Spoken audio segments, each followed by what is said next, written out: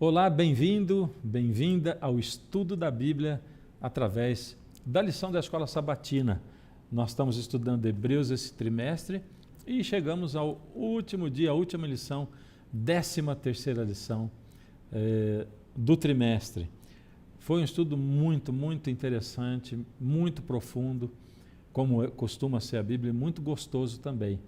E embora eu não possa ver você, a gente tem acompanhado e visto que tem aumentado cada dia mais o número de pessoas que têm assistido. Isso porque você compartilha o link, conta para os seus amigos, e isso é o que faz essa mensagem se espalhar mais rapidamente. Muito obrigado pela sua companhia.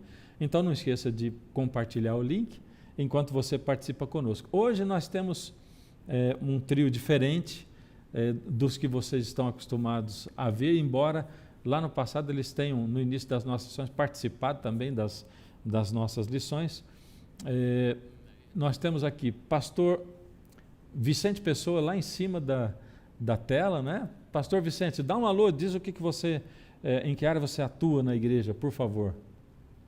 Olá, queridos amigos, é uma alegria muito grande poder participar aqui do estudo da lição da Escola Sabatina. Sou o pastor Vicente Pessoa, ministerial da Associação Paulistana, e minha área é ser conselheiro dos pastores anciãos, né, agora ancionato, anciãos e anciãs, o diaconato e o diaconato também, diaconisas e diáconos da Igreja Adventista do Sétimo Dia. Uma alegria muito grande estar com vocês aqui.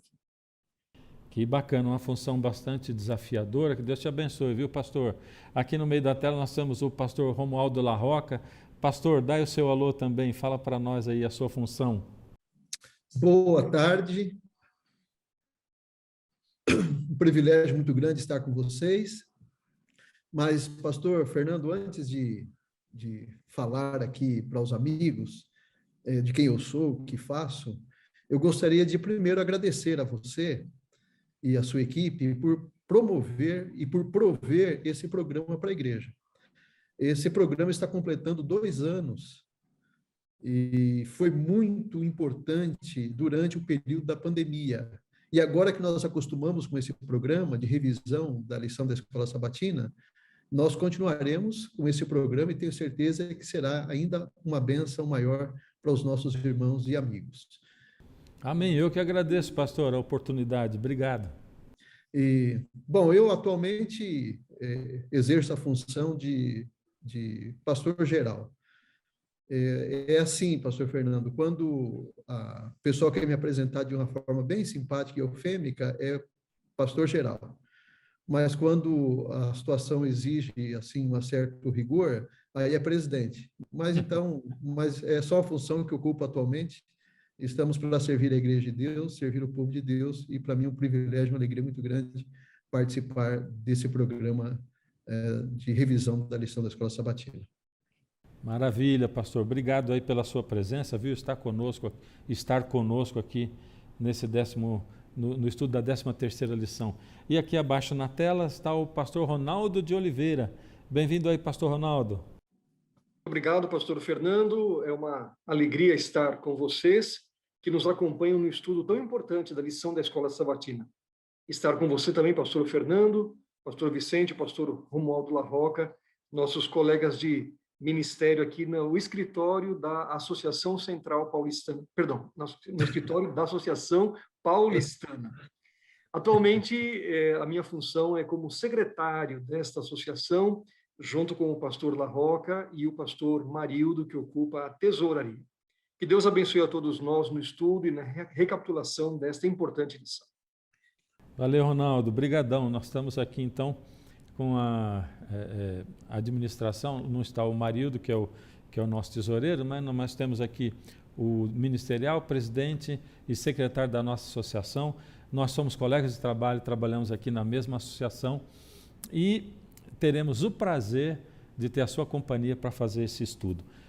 A lição de hoje, na nossa classe de professores, ela tem como título Permaneça o Amor Fraternal. E é um título que me agrada muito, só de falar nele já me arrepio todo, literalmente.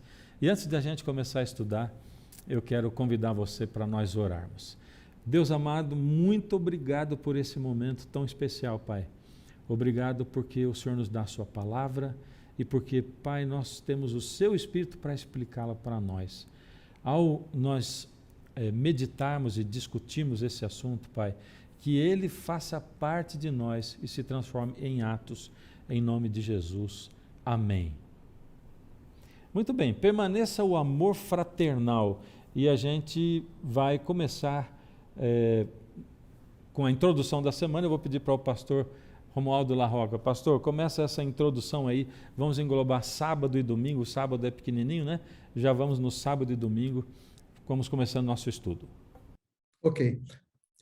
Pastor, antes de falar um pouquinho do sábado, só falando então da lição, ou do livro de Hebreus, nós já estamos, a última semana de estudo do trimestre, mas é importante lembrar que o livro de Hebreus, certamente, ele foi escrito antes do ano 70, por isso cita muitas vezes o templo.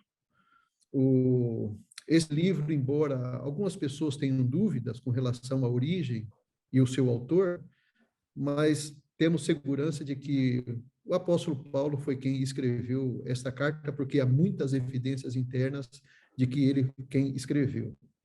Eu costumo dizer que o livro de Hebreus é a fé explicada.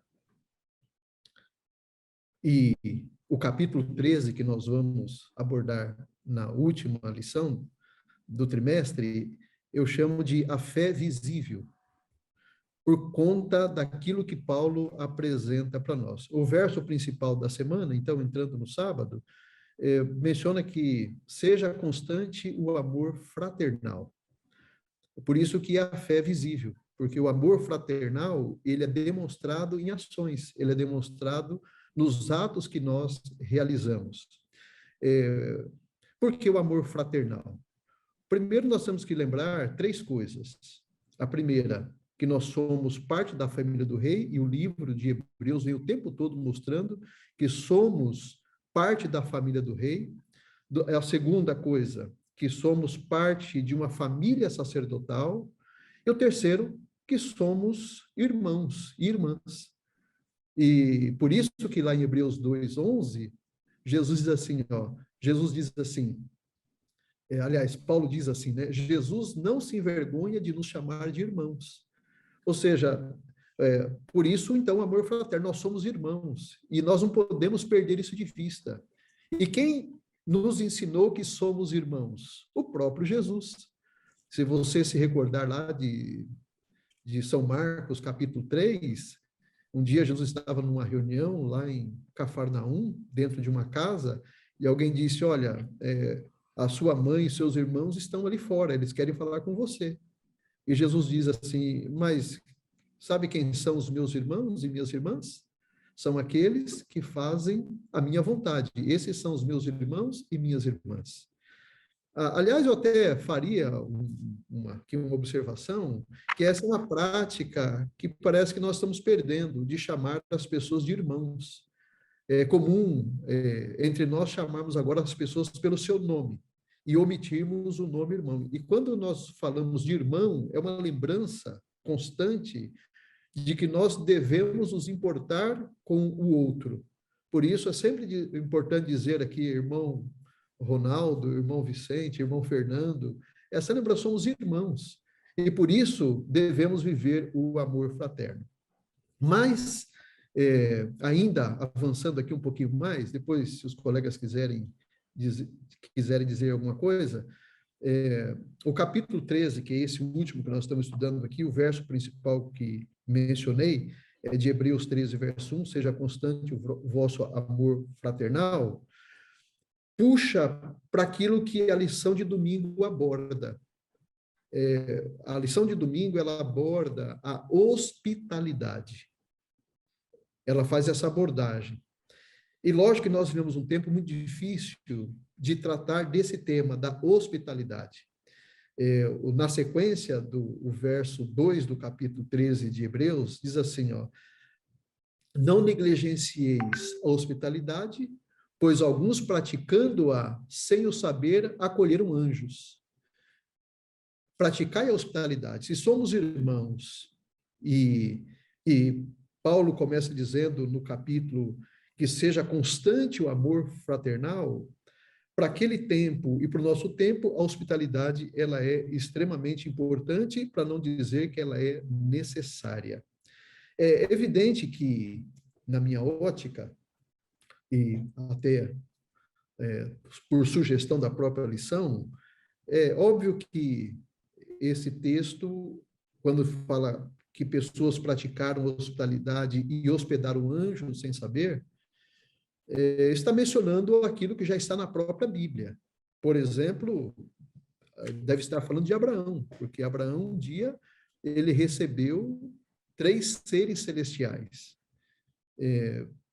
Aqui é dito que são anjos, mas não foi só Abraão.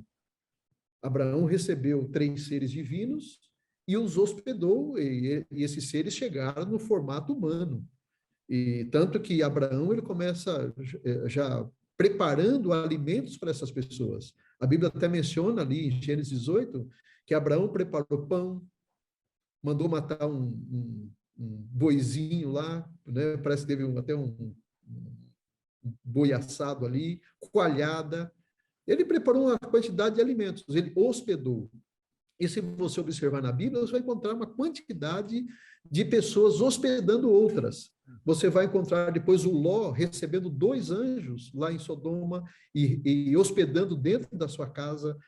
Você vai se lembrar, por exemplo, de Labão, que hospeda Eliezer. Lembra que Abraão mandou um servo ir em busca de uma esposa para o seu filho Isaque?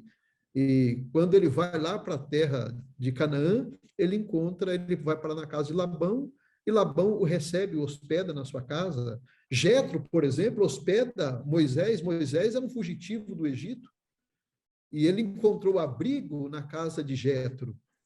E até se tornou depois o seu sogro, né? Jetro, ou Reuel. Manoá também hospedou anjos. Um anjo que veio ali para noticiar de que a sua esposa teria um filho, e até já deu todas as recomendações de como deveria se cuidar desse filho. A mulher sunamita, ela recebe ali Eliseu dentro da sua casa. Aliás, ela não só recebe, como constrói, inclusive, um cômodo a mais para receber Eliseu todas as vezes que ele passasse ali por Sunem.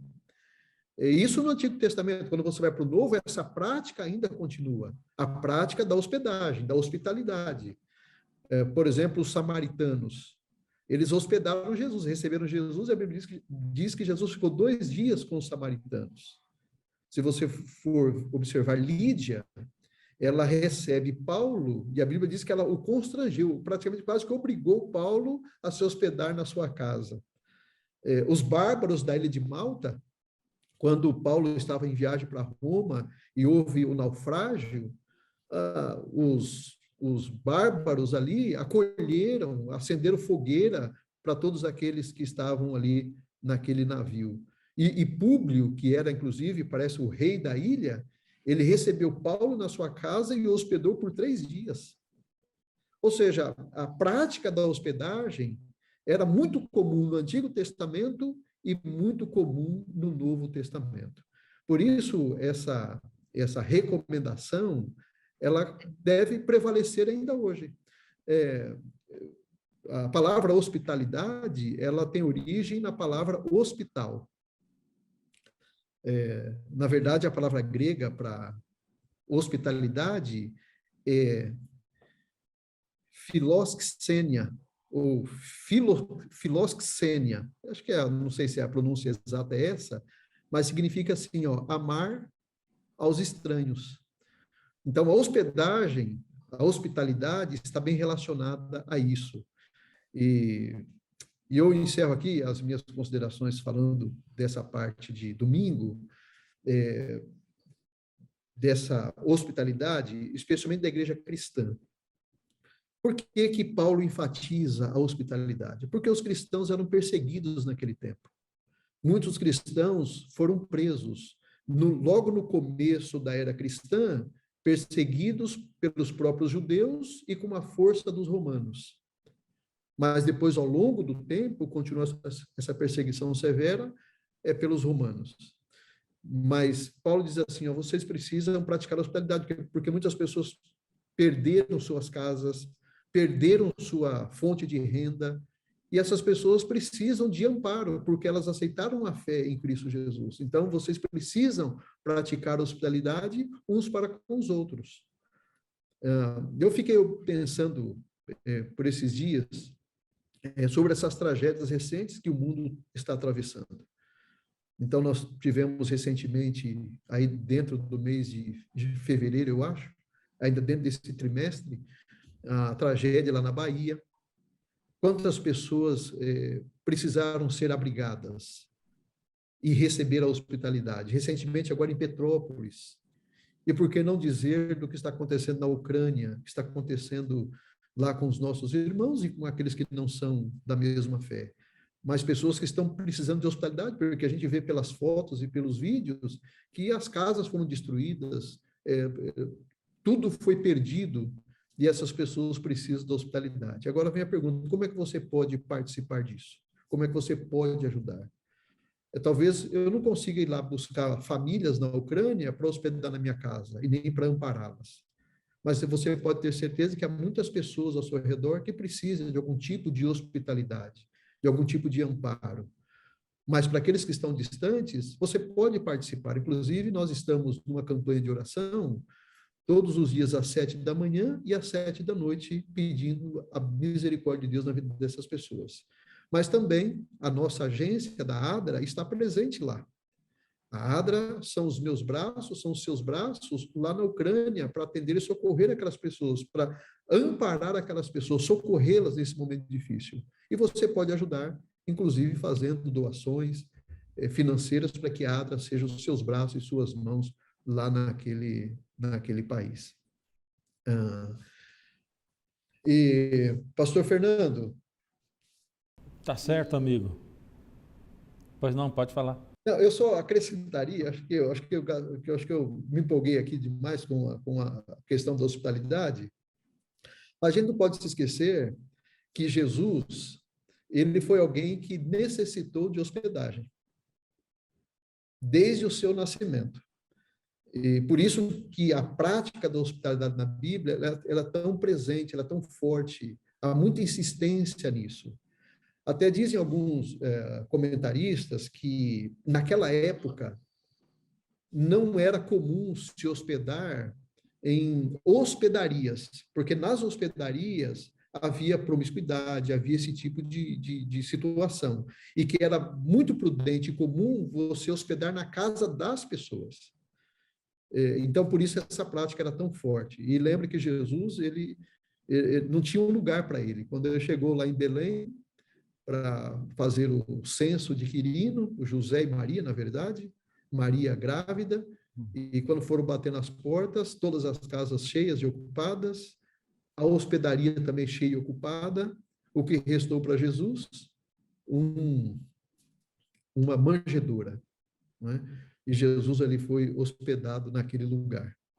E por isso essa ênfase. E só mais um acréscimo, dentro da nossa igreja, nesse período de história da igreja, logo depois do desapontamento de 1844, embora não é a história da nossa igreja em si, é a história do protestantismo, mas muitos irmãos, muitos crentes da época, batistas, metodistas, luteranos, eles venderam tudo que tinham e colocaram no movimento milerita. E quando cessou, acabou o movimento, passou a data de 1844, muitas pessoas não tinham onde morar. Não tinham mais nada, inclusive Joseph Bates. Ele não tinha nada. E ele foi morar na casa de um homem, de um vizinho dele chamado John Bunker. E esse irmão o hospedou por algum tempo até que ele conseguisse refazer a sua vida, e ele foi pastor, se não estou equivocado, até o ano de 1874. E ele foi pastor de igreja local. Mas demorou um tempo. Então, a hospedagem faz parte da história da igreja, faz parte da vida cristã. Aí eu percebo que quanto mais a gente se apega às coisas e quanto mais a gente se apega à nossa felicidade particular, né?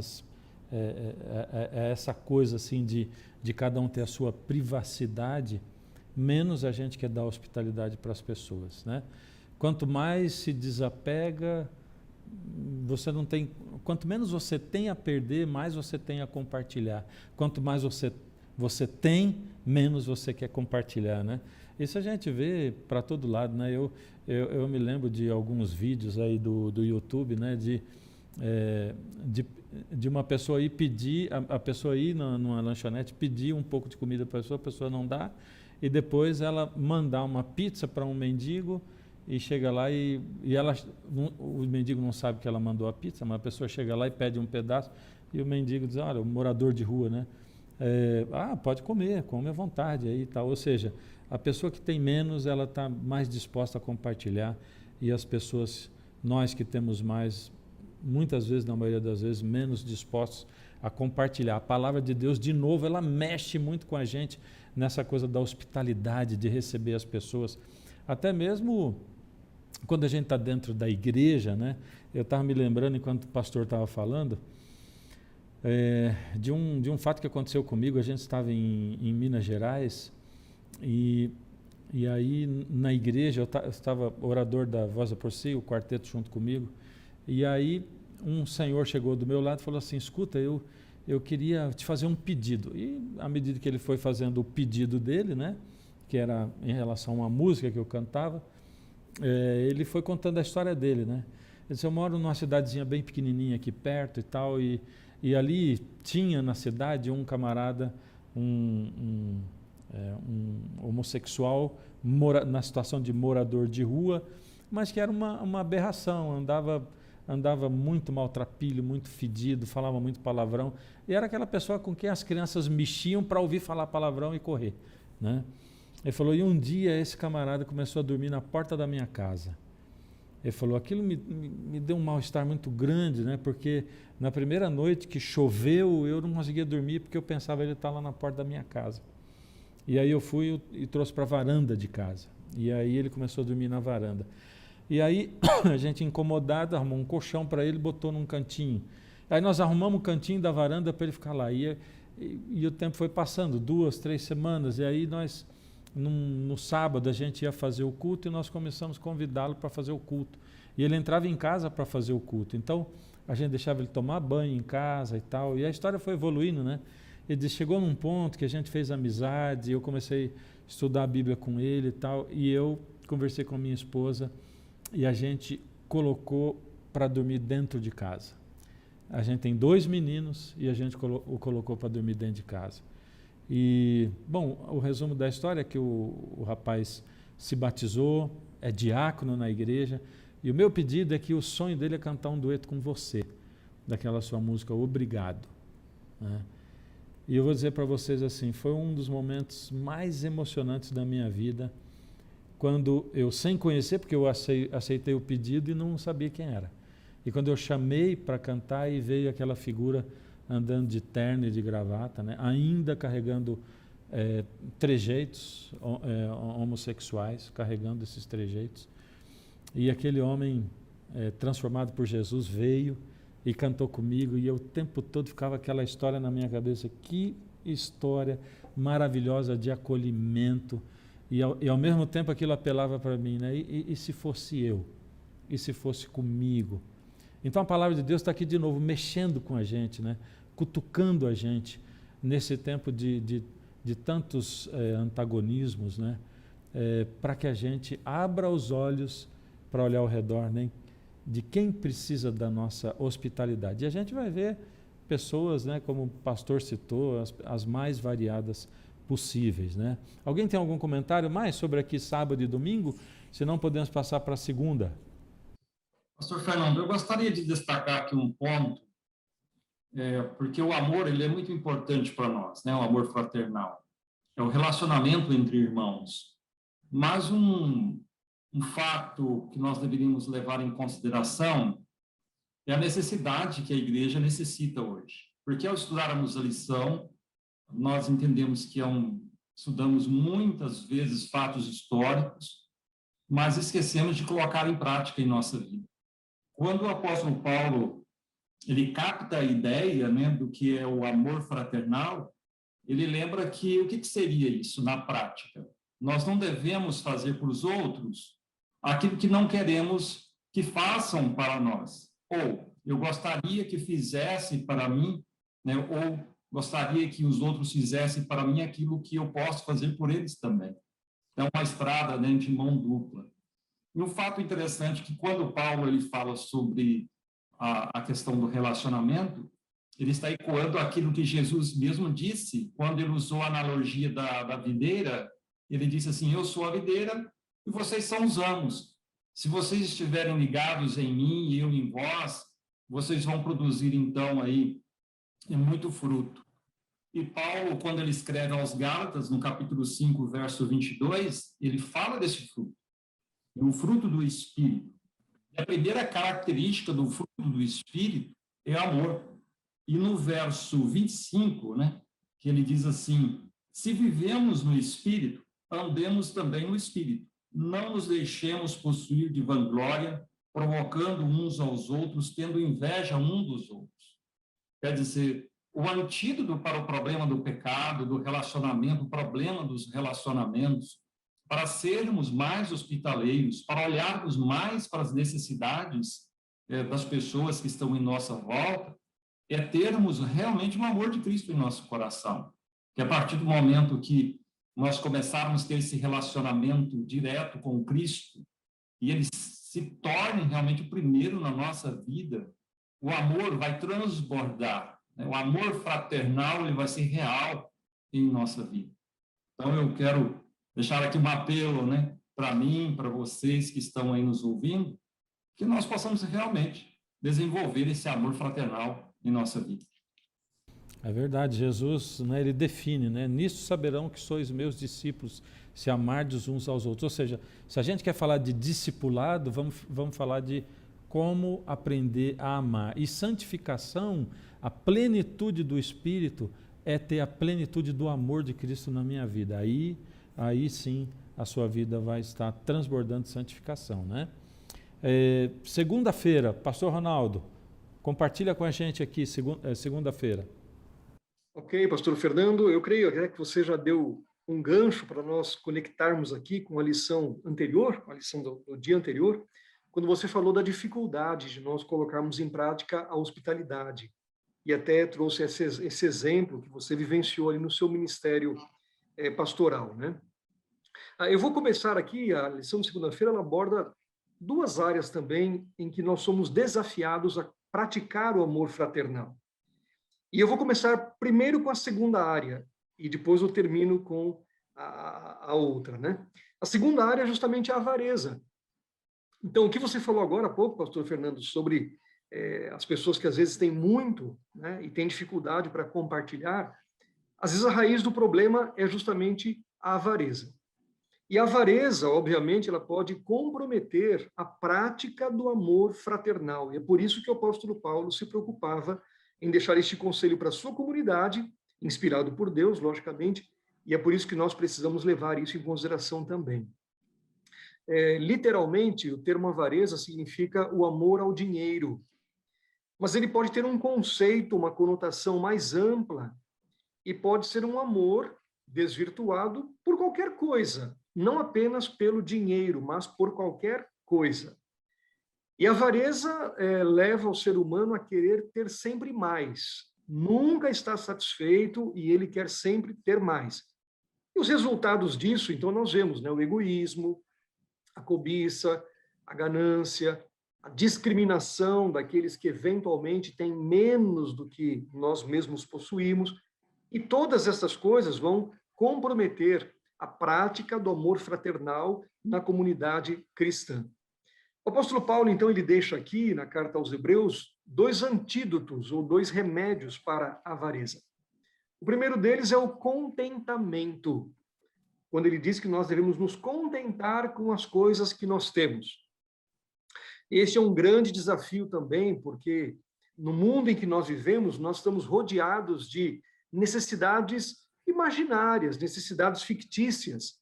A propaganda, o marketing, a comparação com os outros nos levam a achar que nós precisamos de algumas coisas que, na verdade, não são essenciais para nós. Então, aprender a estar contente com aquilo que Deus nos deu. Isso não nos impede, logicamente, de buscarmos ter uma vida melhor, termos uma condição melhor de existência, mas a estarmos contentes com aquilo que Deus nos concedeu. O segundo remédio está apresentado aqui na palavra de Deus também, é crermos na promessa do Senhor. E qual é esta promessa? De maneira alguma te deixarei, nunca jamais te desampararei ou te abandonarei. Então, a avareza ou o apego aos recursos financeiros ou às coisas, indiretamente é uma mostra, uma evidência de que nós não estamos nos apegando a Deus.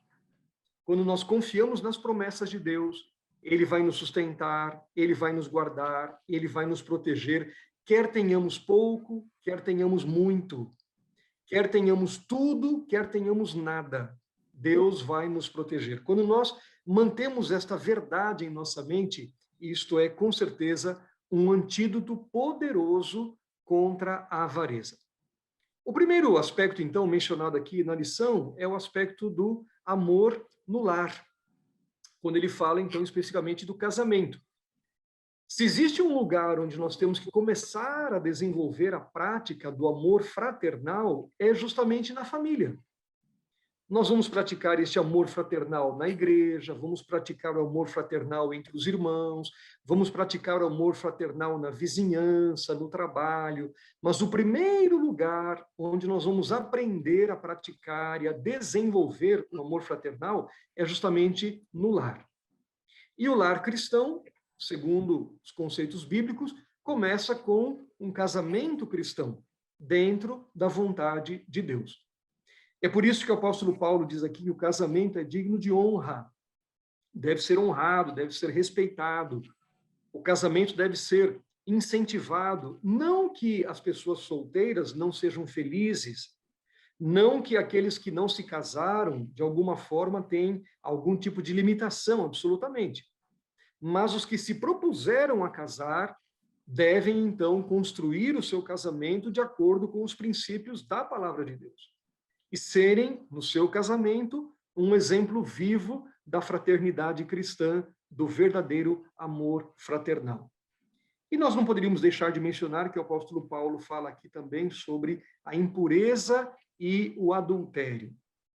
Estes são, com certeza, grandes desafios para o cristão, para o cristianismo, para a igreja hoje. Porque muitas vezes a sociedade quer dar uma nova significação para essas palavras. O adultério deixa de ser considerado uma coisa errada. Pelo contrário, algumas pessoas, alguns casais têm a arrogância, digamos assim, a pretensão de terem um relacionamento aberto, onde não existe fidelidade e onde elas podem se relacionar com quem e com quantos quiserem. Então, neste caso, o adultério deixa de ser adultério. E a impureza também, que hoje acaba sendo deixada de lado, a sociedade acaba dando nomes mais bonitos, há um clamor para a tolerância em relação àquilo que a Bíblia chama de impureza. Mas a grande verdade, para finalizarmos então este ponto, é que a Bíblia mostra que a prática íntima da sexualidade, ela deve ser praticada dentro do casamento. E qualquer prática sexual fora do casamento ou antes do casamento, ela é considerada por Deus como impureza e como adultério. Deus pode então nos ajudar a demonstrarmos o verdadeiro amor fraternal para com a esposa, para com o marido, para com os filhos, para com os pais, no contexto da família, e para com aqueles que estão ao nosso redor, evitando a avareza e suas tristes consequências. Ronaldo, eu estou ouvindo você falar aí, né? E pensando aqui, né? Falando essas coisas aí nos dias de hoje, e como isso pode parecer chato para um monte de gente, né? E aí eu estava pensando num filho adolescente, né, que está cansado de tanta regra dentro da casa de pai e de mãe. E eu não estou falando não estou comparando com um lar cristão. Vamos comparar um lar não cristão que também tem as suas regras, né? Tem um monte de regras para que o lar funcione e tal. E esse filho só vai perceber como essas regras eram boas quando ele se torna pai. E muitas das vezes, né, se torna pai, se torna mãe e tal, e ele vê que ele precisa de estabelecer regras para educar, para ensinar, para impor os limites certos, para que o filho seja mais feliz, né? E é exatamente isso aqui, né? A gente pode olhar como filho adolescente e dizer assim, nossa, mas quanta coisa chata, isso já não é mais assim e tal. Contudo, a gente vê que a humanidade está pagando com juros, né? Essa desobediência, né? De tentar viver numa liberdade que não é liberdade, né? Porque toda liberdade tem o seu limite, e o limite é onde eu incomodo outra pessoa, onde eu deixo de amar outra pessoa, né? Para mim, não tem nada mais que contribua tanto para o crescimento espiritual de um ser humano do que os relacionamentos humanos, né? Seja na família, em casa, na igreja, uns com os outros. E isso é que vai nos fazer amadurecer, primeiro, para descobrir quem nós somos, para termos amor próprio de verdade, e aí temos esse parâmetro, né? Para amar o próximo como amamos a nós mesmos. Senão não vamos saber nem nos amar, nos valorizar como deve ser feito, e nem ao próximo. Aí vai ficar muito confusa a coisa. Alguém gostaria de comentar mais sobre segunda-feira? Pastor Fernando, pois não. Eu voltaria, já que você mencionou aí o filho adolescente, né? Muitas vezes as mudanças na sociedade, elas começam exatamente com as novas gerações. Porque as novas gerações, elas, num certo sentido, são mais maleáveis, mais moldáveis do que gerações mais antigas. Então, para aquele pai, para aquela mãe, para aquele avô, avó, para aquele tio que vê ali o seu filho, seu sobrinho, seu neto, questionando valores bíblicos, eu acredito que o interessante, primeiro, é não apresentarmos esses princípios como regras frias, normas que a pessoa não pode eventualmente compreender a razão delas, o porquê delas estarem colocadas aqui, né? Tabus enfiados ali, digamos assim, goela abaixo, digamos assim, né? Mas eu acho que o pai, a mãe, os responsáveis, os adultos, né? Eles terão êxito ao mostrarem que esses princípios de vida, na verdade, são segredos que Deus nos deixou para a felicidade plena. Quando as novas gerações compreenderem que o único caminho para a verdadeira e plena felicidade é seguirmos o que está aqui na palavra de Deus, elas com certeza acatarão esses princípios e farão desses princípios o seu estilo de vida também. Eu diria mais, viu, pastor Reinaldo? Eu diria para os pais, e aí, leiam, estudem a Bíblia, leiam outros livros, preparem-se e deixem com que eles perguntem, porque eles vão perguntar. Eles estão perguntando, estão metralhando. E a gente precisa ter respostas plausíveis também, né? Para dar para eles. Podemos ir para terça-feira? Lembrem-se dos seus líderes. Pastor Vicente. Pastor Fernando, é muito interessante, né? Quando a gente vê essa visão que o pastor Ronaldo colocou das novas gerações. Eu me lembro de uma música de Raul Seixas, que ele dizia assim, né, em uma das músicas, o refrão dizia assim: eu prefiro ser essa metamorfose ambulante do que ter uma opinião formada sobre tudo e todos. Isso foi longe, hein, Vicente? Hoje, né? Vicente foi longe dessa vez, viu? Foi certeiro.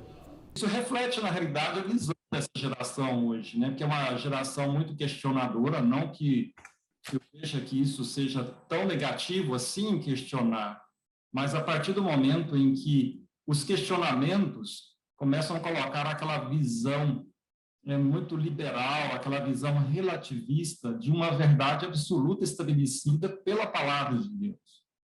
Porque se fosse uma pessoa não cristã que estivesse questionando, até mesmo uma pessoa que não tivesse um contato com a palavra de Deus, tudo bem, mas nós estamos falando de cristãos que muitas vezes não têm esse jeito, esse cuidado em lidar com a revelação de Deus e acha que isso pode ser restrição para a sua escolha, para a sua liberdade.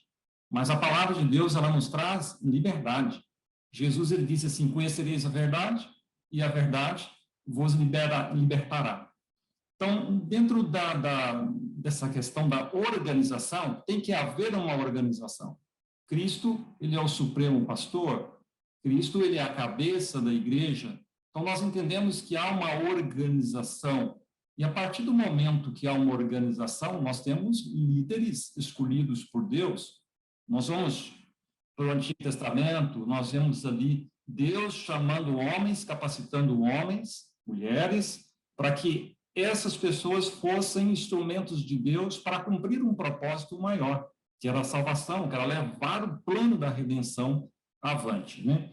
E Paulo aqui fala, a partir do capítulo 13, versos 7 ao 17, ele fala de 3 características que nós devemos levar em consideração quando pensamos em líderes, na liderança. Primeiro, considerar sua conduta. Tem um ditado que diz assim que o sábio, ele aprende com o erro dos outros. Nós devemos olhar para as condutas dos cristãos, condutas reveladas na palavra de Deus e até mesmo na nossa história, na história da nossa igreja.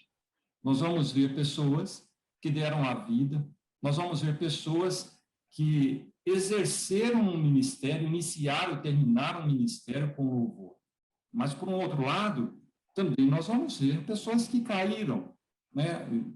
A palavra de Deus diz que nós devemos ter cuidado, aquele que está em pé, que não caia. Mas, ao olharmos a conduta dessas pessoas e imitar os bons exemplos, o apóstolo Paulo disse, né? Sedes meus imitadores, como eu sou de Cristo. Nós podemos imitar as condutas positivas e também tirar da nossa vida aquelas condutas que não foram tão positivas assim de alguns líderes. Outra característica que o apóstolo Paulo fala aqui é que nós devemos imitar sua fé. Quando ele diz aqui, por exemplo, no Hebreus capítulo 12, que ele coloca ali uma lista de pessoas que foram pessoas de fé. Ele diz assim, esta lista inclui os heróis da fé de Hebreus 11 e Jesus. O exemplo máximo para nós é Jesus. Nós temos lá em Hebreus 11 a lista dos heróis da fé, mas Jesus, ele é o nosso exemplo máximo. Desenvolver fé e ter fé como esses outros líderes. E a outra característica que nós encontramos também na lição de terça-feira é obedecer.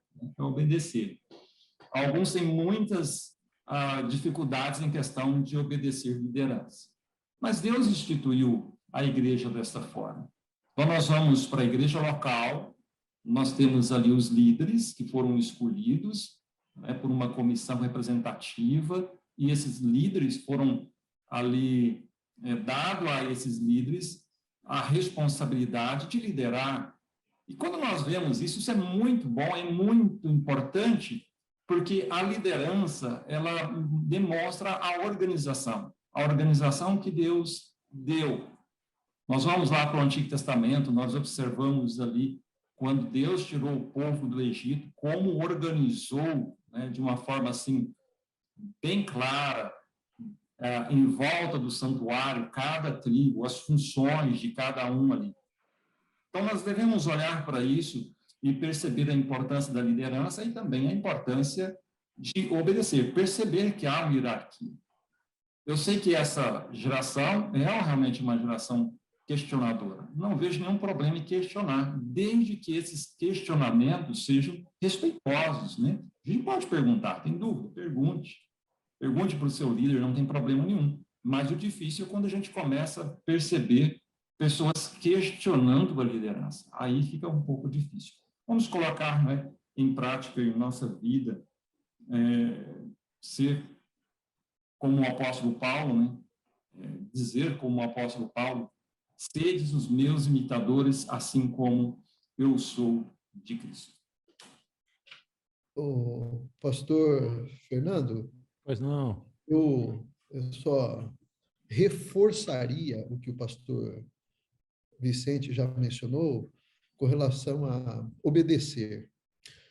Eu enfatizaria o verso 17 de Hebreus 13, porque aqui é um apelo muito claro de Paulo. E quando ele diz assim, obedecei a vossos pastores, não é o que diz aqui, o verso 17, olha. Obedecei a vossos pastores, sede submissos para com eles, pois velam por vossas vidas, como aqueles que hão de prestar contas, para que façam com alegria e não gemendo, porque isso não aproveitaria a vós outros. Ou seja, Paulo, ele dá esse alerta, porque hoje quando você fala de liderança e submissão,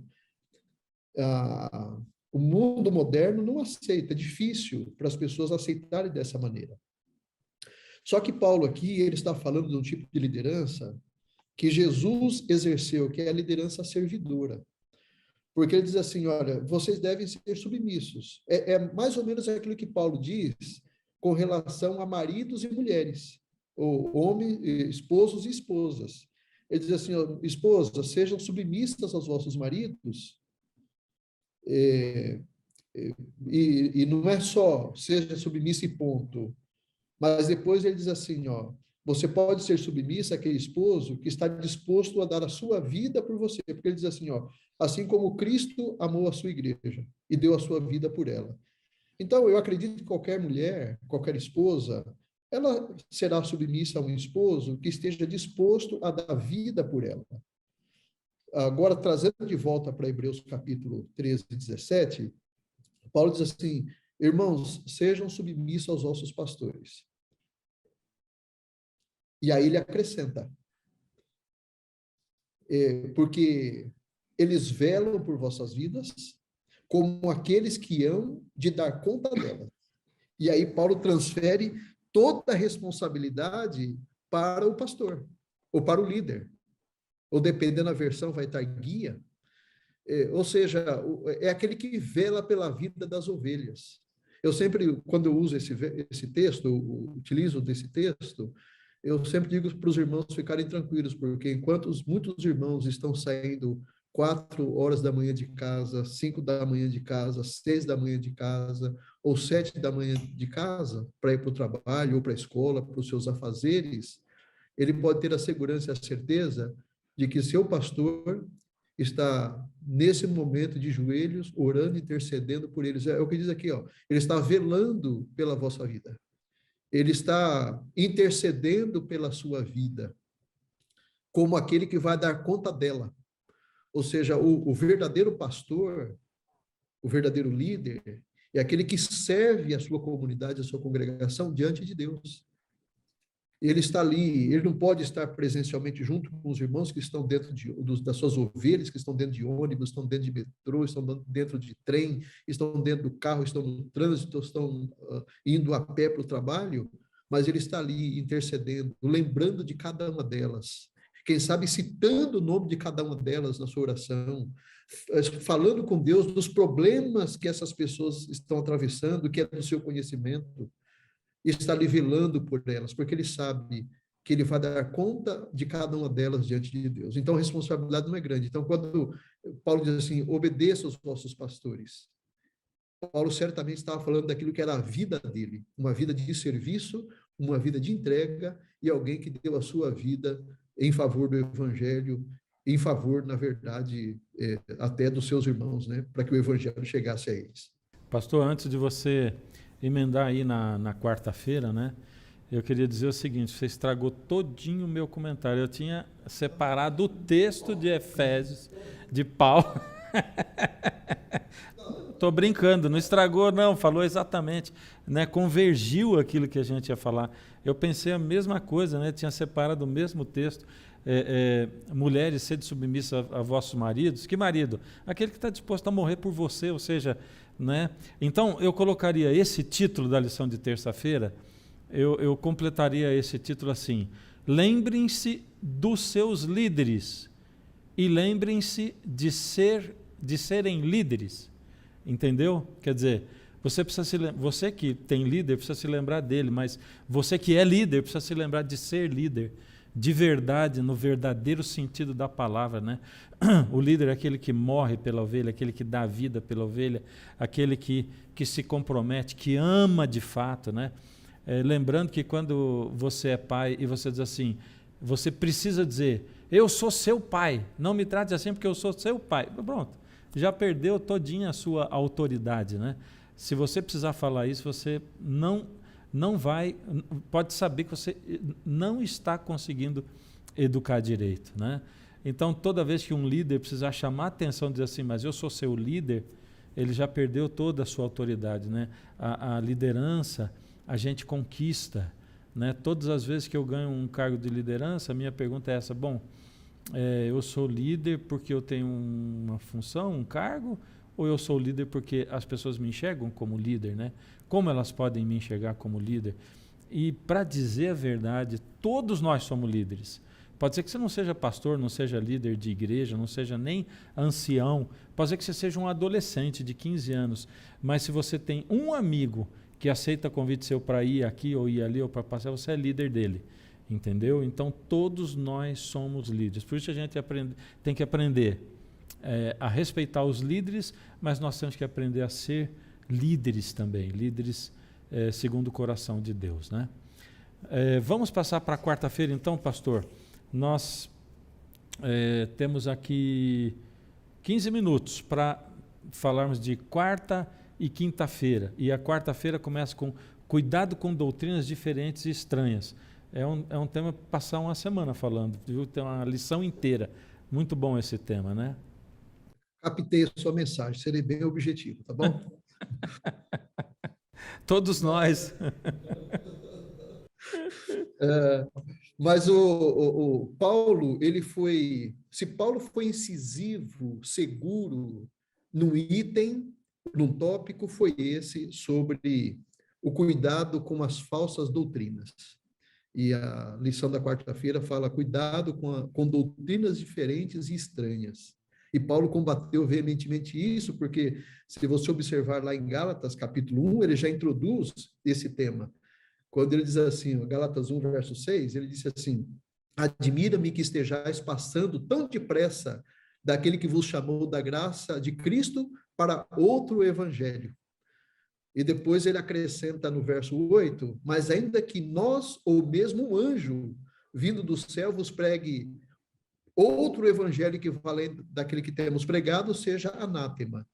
E depois, no verso 9, ele diz, assim como já dissemos, e agora repito, se alguém vos prega outro evangelho que vá além daquele que recebesse, seja anátema.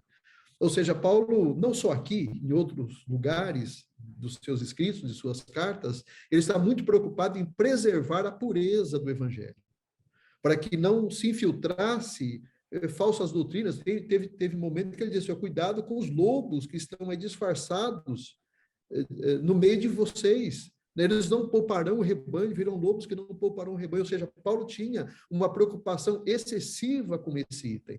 E agora ele termina a sua carta aos Hebreus, lembrando novamente desse tópico. Cuidado com os falsos ensinamentos. E do que Paulo está falando. É verdade que, quando ele diz assim, se alguém ensinar outro evangelho, outro, e eu peguei aqui um exemplo, eu não sou professor, não sou muito didático, mas vou aproveitar aqui que na minha mesa tem muitas canetas, eu vou utilizar aqui a caneta. Eu tenho aqui 2 canetas, tá? E se você observar, as 2 são de desenho semelhantes, olha. São iguais as canetas. Então, você sabe que em português, nós temos a mesma palavra, aliás, nós só temos para outro uma única palavra. É outra camisa, é outro sanduíche, é outro para tudo. Mas no grego não é assim. No grego você tem 2 palavras para outro. Você tem o alós, que é um outro igual. Então, aqui eu tenho 2 canetas iguais.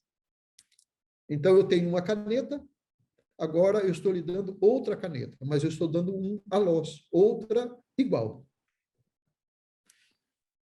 E eu poderia dizer de uma outra diferente aqui, ó.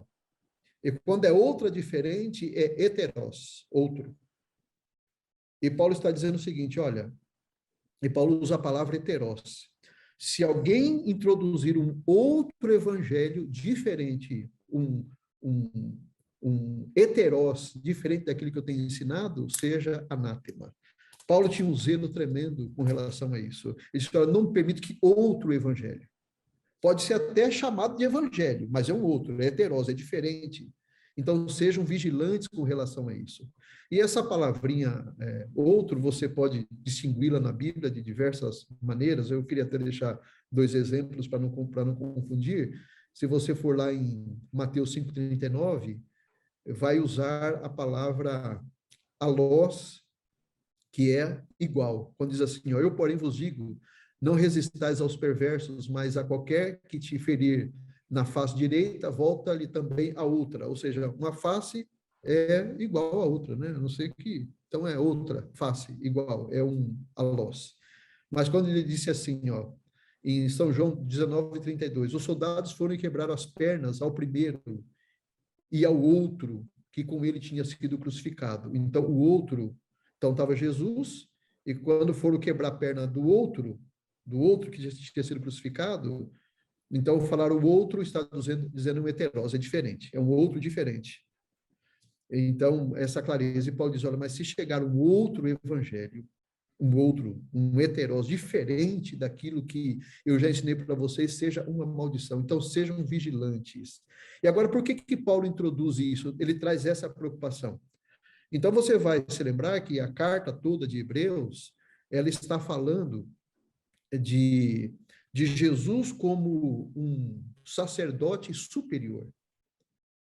Está dizendo de um santuário que há no céu e é superior ao santuário dessa terra. Quer dizer, tudo que Jesus fez é superior. Ele é um sacerdote superior, sumo sacerdote superior. Ele oficia ou intercede num santuário superior, num reino superior. Tudo é superior.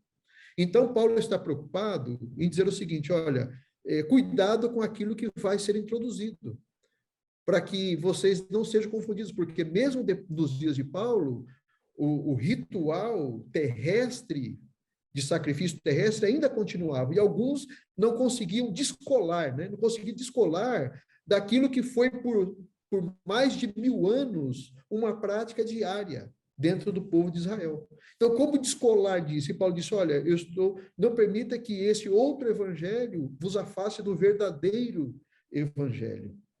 E se você observar aqui no verso, Hebreus 13, verso 9, ele diz assim, não vos deixeis envolver por doutrinas várias e estranhas, porquanto o que vale é estar o coração confirmado com a graça, não com alimentos, pois nunca tiveram proveito os que com isso se preocuparam. Então, alguém pode pensar assim, olha, então Paulo está falando aqui de alimentos, o que tem a ver com essa questão de alimentos? Lógico que Paulo está falando aqui dos alimentos relacionados ao santuário. Paulo não está falando aqui de alimentos comestíveis de modo geral.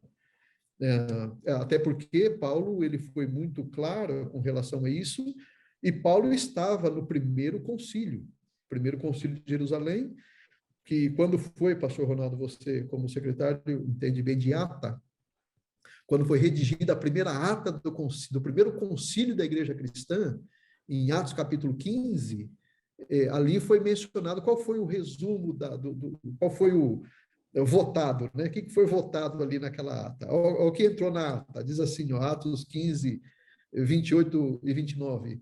Pois pareceu bem ao Espírito Santo e a nós não impor maior cargo além dessas coisas essenciais, que vos abstenhais das coisas sacrificadas a ídolos, bem como do sangue, da carne de animais sufocados e das relações sexuais ilícitas. Dessas coisas fareis bem se vos guardardes saúde. Ou seja, Paulo não está aqui falando de questões alimentícias, mas ele está falando de ritos que envolviam alimentos. Como, por exemplo, que já mencionado, carnes sacrificadas. Então, Paulo tinha uma preocupação, e a preocupação de Paulo era: cuidado para vocês não perderem de vista a graça de nosso Senhor Jesus Cristo.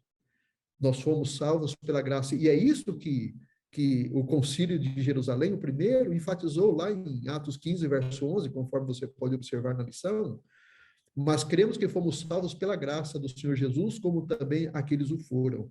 O resultado do concílio, do primeiro concílio, é o seguinte: tenha em mente o seguinte: nós fomos salvos pela graça, e toda a humanidade deve ser salva pela graça.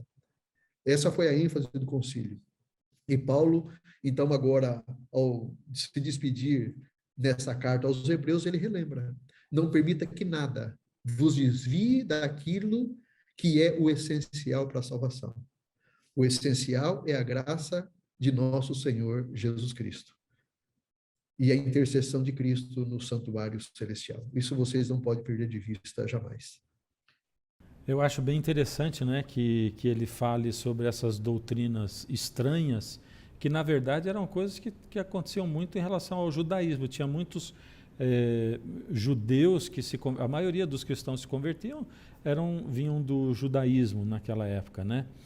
E ele diz exatamente, ele não está criticando quem se abstinha, é o que diz a lição, né, de certos alimentos, mas ele estava criticando porque eles faziam como se fosse para ganhar pontos e a graça ficava de lado, né? E eu me lembro de ter ouvido na minha adolescência um sermão inteirinho sobre o glúten, sabe? Os benefícios do glúten, e como o glúten era e tal, e mal da carne e tudo.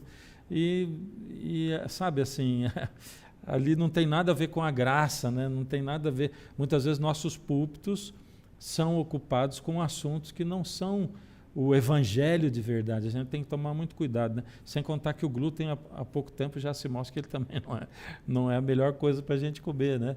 Mas a gente tem que tomar muito cuidado, né, com o que vai no púlpito e principalmente no coração da gente, porque aqui está falando do coração da gente, né?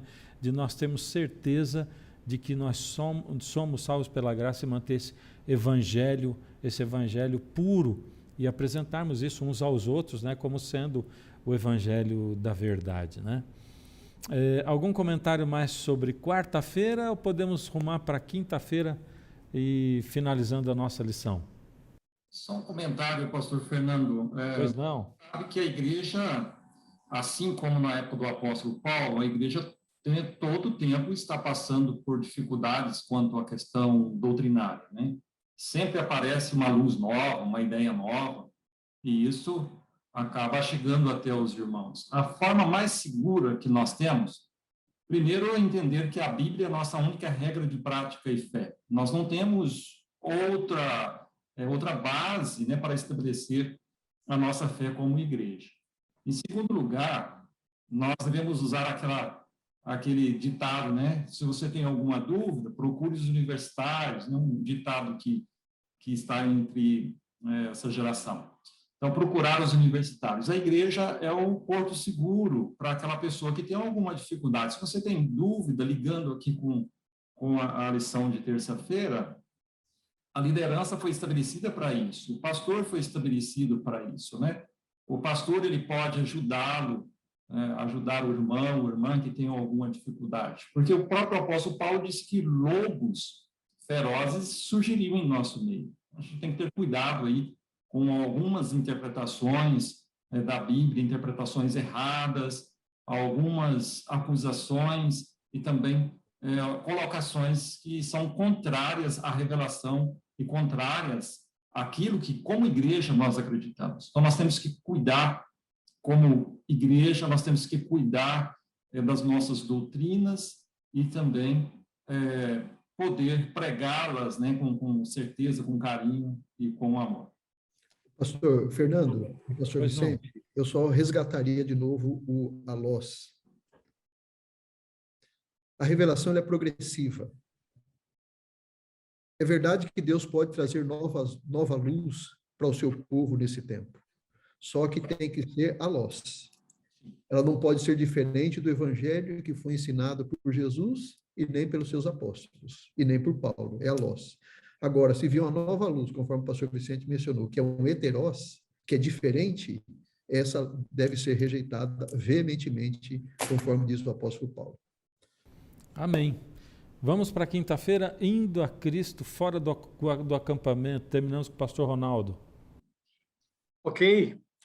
Aqui nós temos uma parte mais teológica, né, e talvez até um pouco mais complexa, mas, em essência, é uma confirmação daquilo que os colegas estavam mencionando agora há pouco.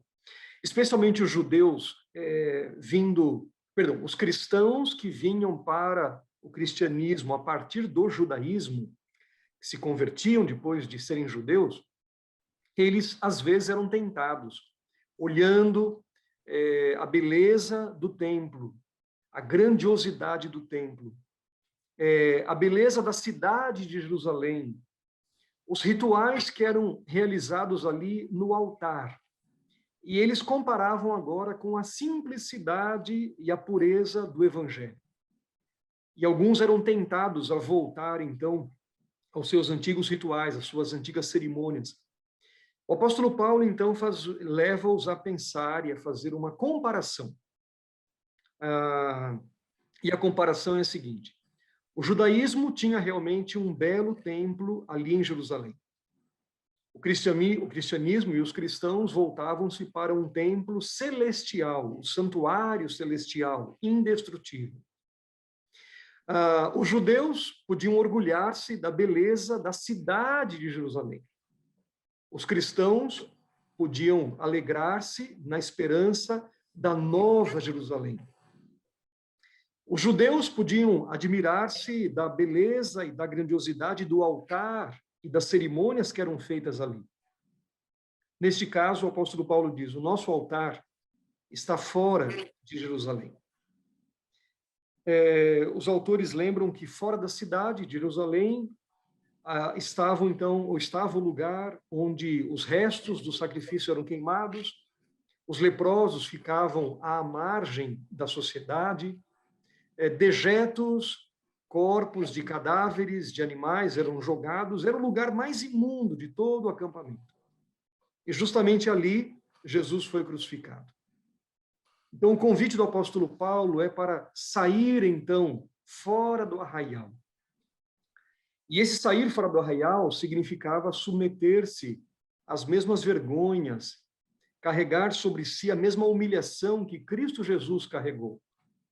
Eles deixariam para trás a grandiosidade do templo com os seus rituais, deixariam para trás a atrativa beleza de Jerusalém, mas eles eles identificariam a sua vida com Cristo Jesus em sua vergonha, em seu opróbrio e em sua humilhação.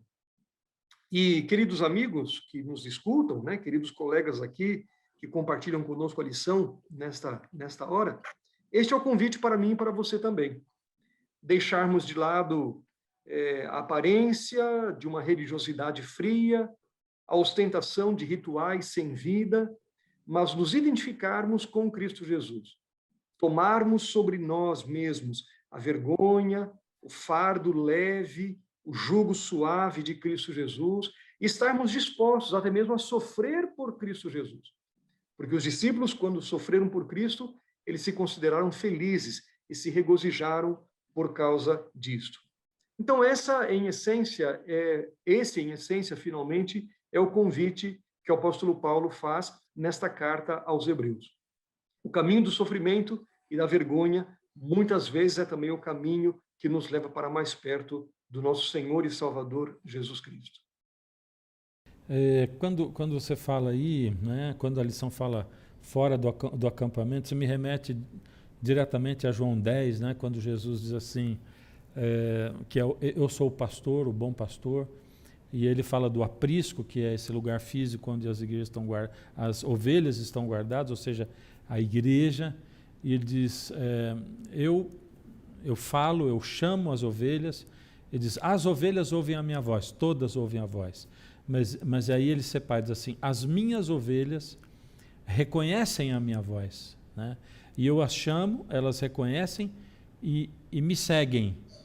Aí a atitude delas. E ele diz, me seguem, eu as conduzo para fora do aprisco, né?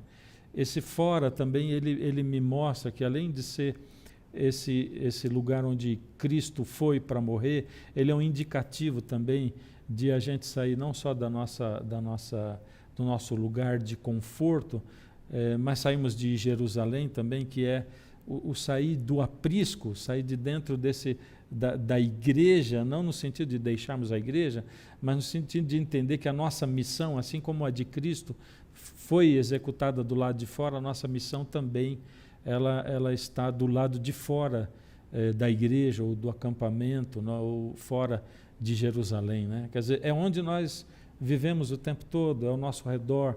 Eu admiro e valorizo muito missões. Quando a pessoa diz, eu vou fazer uma missão de férias, vai, faz e volta animado. O Caleb é fantástico, mas ele é melhor ainda se a gente entende que a missão deve acontecer todo dia. Eu vou, faço, mas ele serve de um ânimo para eu voltar e continuar fazendo a minha missão diária, né? Então eu gostaria só de lembrar isso também, que esse fora me remete para o fato de que a minha missão está fora, assim como a de Cristo também estava do lado de fora. Alguém gostaria de comentar mais alguma coisa sobre quinta-feira? Eu pediria então para você dizer aí em uma frase ou duas o que você gostaria de destacar da lição, e nós vamos assim terminando o nosso estudo. Vamos começar lá em cima, pastor Vicente.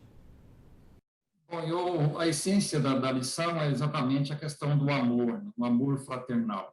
E nós não podemos desenvolver esse amor devido à nossa natureza pecaminosa, nós somos egoístas naturalmente. E a única forma que nós encontramos é naquilo que a palavra de Deus nos traz, principalmente no Evangelho de João. Nós devemos amar a Deus, estar ligados em Cristo para poder amá-lo, e estar ligados em Cristo para poder amar o nosso próximo. Assim, o amor fraternal, ele será vivo em nossa vida. Amém. Pastor Larroca. Pastor, eu encerro lembrando uma pequena história da vida de Isaac Newton. No final da sua vida, ele começou a ter crises de depressão e perda de memória. E ele preocupou, então, com a possibilidade que ele poderia se esquecer do motivo principal da sua fé. E ele passou por essa crise de depressão, de esquecimento, com muita paciência. Mas ele, segundo seus bardos, ele declarou no final da vida, dizendo o seguinte: eu posso esquecer muitas coisas, mas de duas coisas eu não posso me esquecer. De que eu sou um grande pecador e que Jesus é um grande Salvador. A lição de Hebreus quer nos lembrar isso. O trimestre todo, que os seres humanos, todos nós somos grandes pecadores, mas nós temos em Jesus um grande Salvador. Amém. Pastor Ronaldo. E a frase final que eu deixaria é a lembrança das palavras do apóstolo Paulo, quando ele disse que o amor de Cristo nos constrange. Então, quando nós compreendemos que fomos objeto, fomos alvo de tão grande, tão imenso amor, que Cristo demonstrou ao vir a este mundo e morrer por nós, só nos resta também extravasarmos, transmitirmos este amor para os que estão ao nosso redor, através do amor fraternal em suas múltiplas formas, como esta lição tão apropriadamente nos relembrou. Amém. Muito obrigado. Nisto conhecerão que sois meus discípulos, se vos amardes uns aos outros. Terminamos assim a nossa lição de Hebreus. Semana que vem a gente começa a estudar sobre o Gênesis. Você é nosso convidado especial. Teremos os nossos convidados de sempre e surpresas também. Então, convido você a compartilhar nosso link e buscar a lição já no sábado à tarde, né? Ela começa sábado à tarde, fica disponível para você a semana inteira, para você fazer o seu estudo também, acompanhado do estudo que a gente oferece, dos comentários que a gente oferece aqui também. Nós vamos fazer uma oração para terminar, mas eu quero dizer para você que logo após a oração, o pastor César Reis estará aqui trazendo considerações importantes para professores de escola sabatina. Então, se você é professor de escola sabatina, permaneça aqui para ouvir o que o pastor César Reis tem para dizer. Vou convidar o pastor Larroca para orar conosco e nós terminamos. Vamos orar então. Maravilhoso Deus e nosso Pai, Criador dos céus e da terra, mais uma vez queremos agradecê-lo por esta feliz oportunidade de nos reunirmos para refletirmos e meditarmos na tua santa palavra através da lição da Escola Sabatina. Obrigado por esse tema tão importante, tão relevante, tão necessário para esse tempo, uma revisitação ao livro de Hebreus.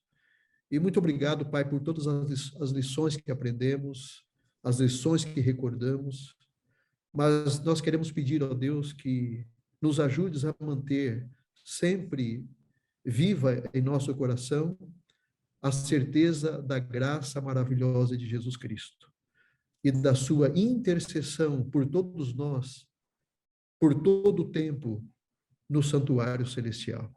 Pai querido, que todos os teus filhos possam encontrar a paz, a esperança e a certeza da salvação em Cristo Jesus, o nosso Senhor. Abençoa-nos, portanto, é o que nós te pedimos nesse momento e oramos em nome de Jesus. Amém. Amém. Muito obrigado. Deus abençoe você. Fique aí com o pastor César Reis. A gente se encontra na próxima semana. Fiquem com Deus. Olá, tudo bem com você? Mas é tão bom receber você aqui hoje. Eu estou muito feliz de ver você conectado aqui conosco, de ver você aí, você irmão, você irmã, vocês que são líderes da Escola Sabatina. A Escola Sabatina é o coração da igreja. Temos que sempre lembrar disso, porque tudo passa pela Escola Sabatina. Tudo passa aí por esse momento da Escola Sabatina.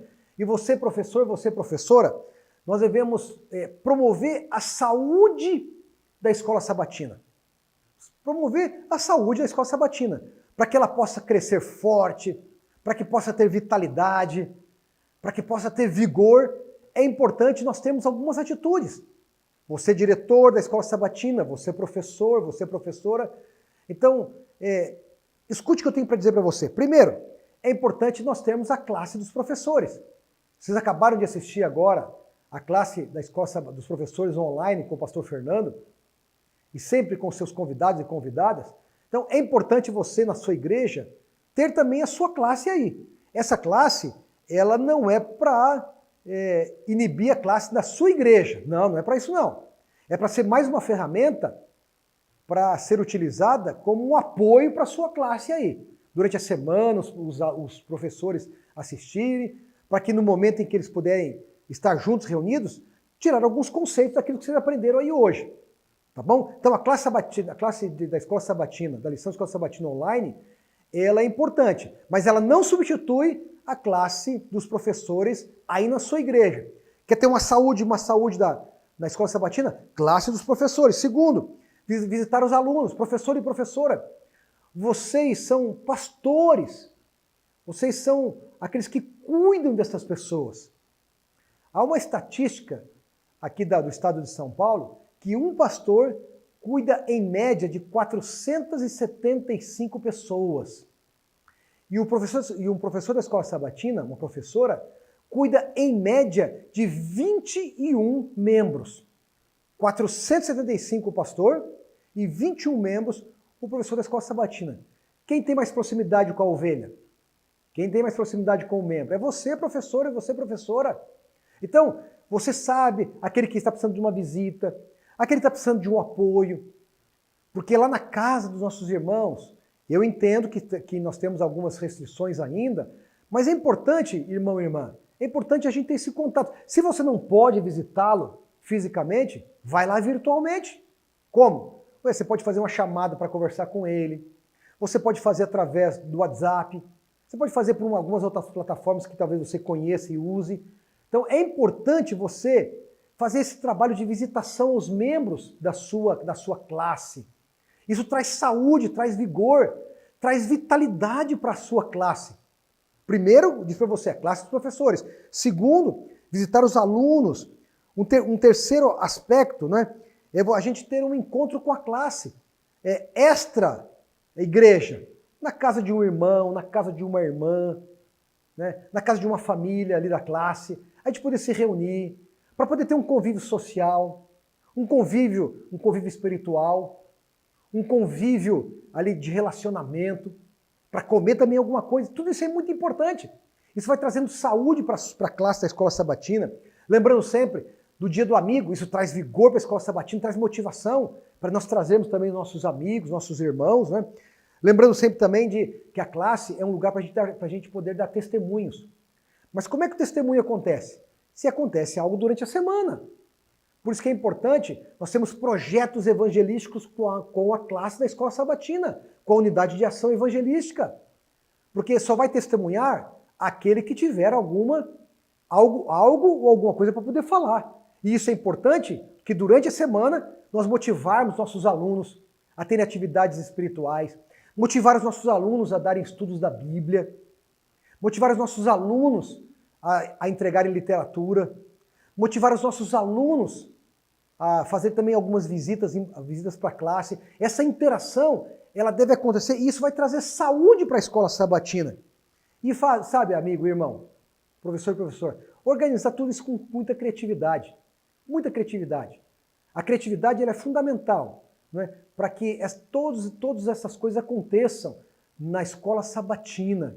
Visitação, não é? Dia do aluno, aliás, o dia da visita, não é? O dia do amigo, confraternização, participar das capacitações. Você, professor, e você, professora, é importante que você participe de todas as capacitações, fazer cursos, ler materiais, tá bom? São sugestões que eu estou te dando aí.